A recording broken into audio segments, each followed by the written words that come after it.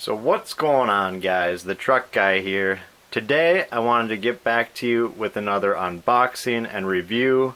And today I wanted to review the Husky 10-in-1 painter's tool.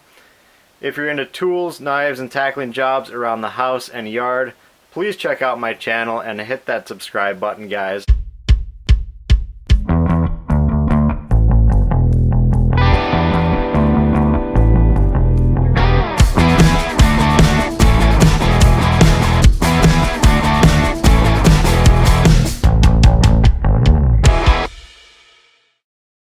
But let's go ahead and jump into the video.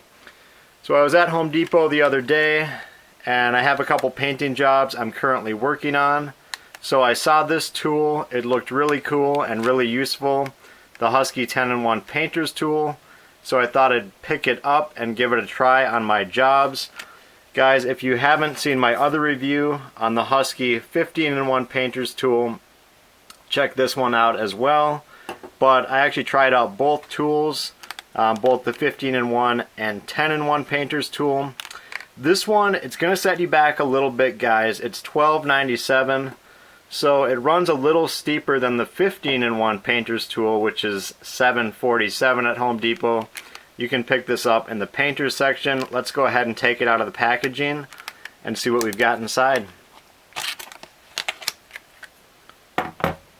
Set the packaging aside. And let's go ahead and look at the functionality of this 10-in-1 painter's tool. Up here in the corner, it's got the crack opener. You know, that can be useful for just prying things open during a paint job. On the top, it's got the chisel, scraper, spreader. So that's almost three tools in one there, guys. But certainly can spread or scrape with this. The one disappointing thing with this particular tool is it's a really small blade, so it's going to limit you on some of the jobs that you can do. It's much smaller than the 15-in-1 tool, so keep that in mind if you like this. It's going to be more compact, but there's just less surface area here, guys. Additionally, you've got the roller cleaner, and again, it's on the smaller size. I don't use a roller cleaner much. You can use it to scrape off your rollers and conserve some of that extra paint at the end of your job. I usually don't do that just because I'm on to the next thing, and usually I'm not, as a DIYer, as a homeowner, I'm really not trying to save too much paint. You know, it's just not something I'm looking to do, but it could be a nice feature for some guys.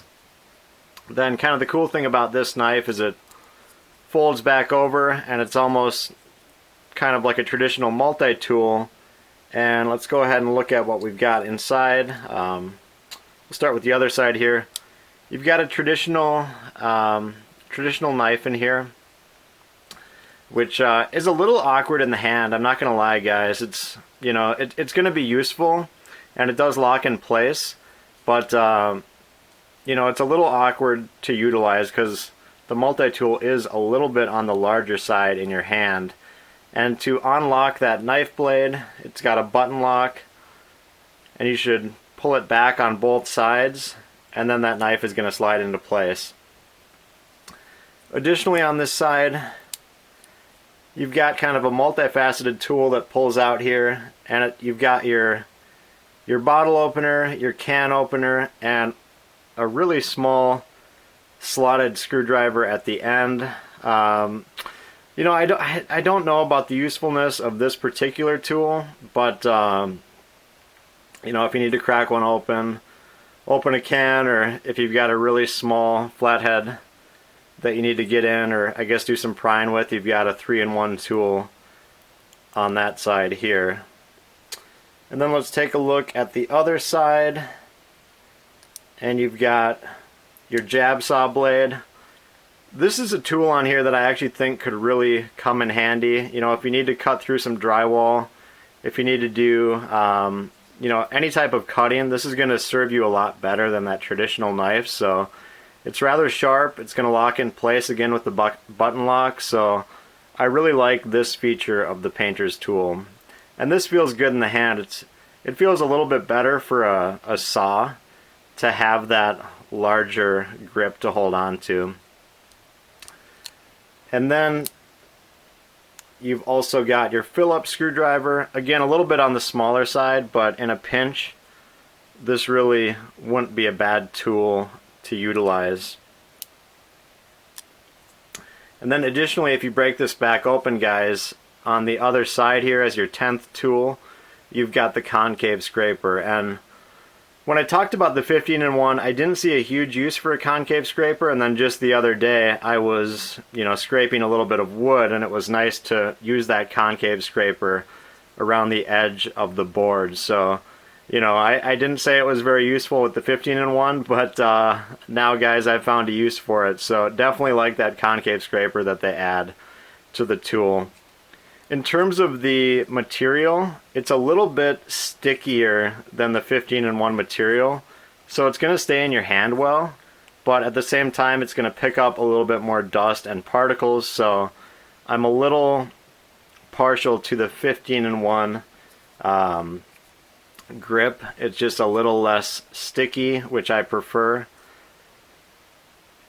So that's your 10 tools, guys. It's a little bit different than the 15-in-1 tool.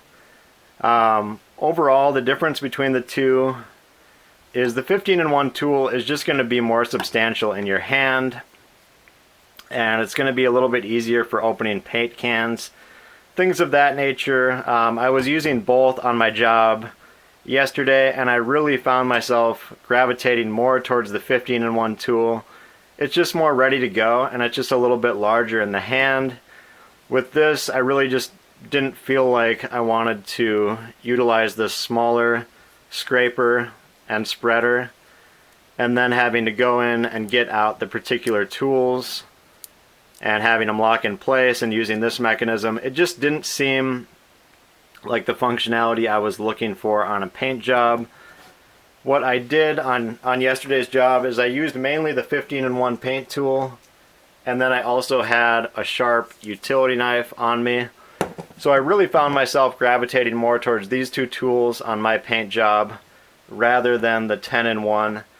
And again, guys, the 10-in-1 is going to set you back a little bit more. It's almost 13 bucks. So if you like the look and feel of this, definitely give it a shot. It's not a bad tool, but I would definitely recommend the 15-in-1 tool and even just your standard utility knife if you've got any paint jobs you want to knock out.